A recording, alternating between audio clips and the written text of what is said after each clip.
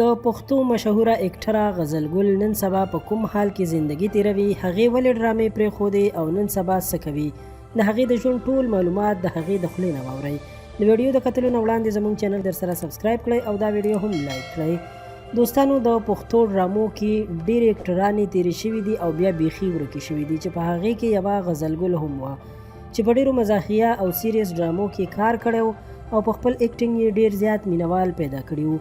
غزلګل د خپل وخت ډیره مشهوره اداکاره وه او څو کاله وړاندې به داسې ډرامه نه وه چې غزلګل به پکې نه ښکارېده، خو د ډېرې مودې نه هغه د ټي وي د سکرین نه ورکه شوې چې د هغې باره کې ډېرو خلکو زموږ نه غوښتل چې معلومات ورسره شریک کړو. د هغې باره کې موږ ډېر معلومات وکړل، اگر که کره او مکمل معلومات یې لا اوس هم نشته، خو داسې ویل کېږي چې هغې په هغه وخت کې واده وکړو او د واده نه پس یې نه غوښتل چې نور په ډرامو کې کار وکړي او خاوند یې هم غوښتل چې غزلګل نور په کور قلاره کینی او د خپلو پیدا کېدونکو بچو پرورش په ښه تور باندې وکړي، ځکه که یو مور خپلو بچو له وخت ورنه کړي نو ښکاره خبره ده چې بچي به یې بې سره مخته کېږي او بې تربیته به لویږي، او یا چې بچي خپلې مور ته ګوري چې مور یې داسې کارونه کوي نو بیا یې هم بچي ورسره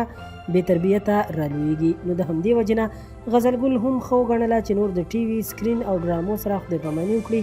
او د دې ډرامو وغیره نه نوره توبه وباسي او ښکلی ژوند تیر کړي،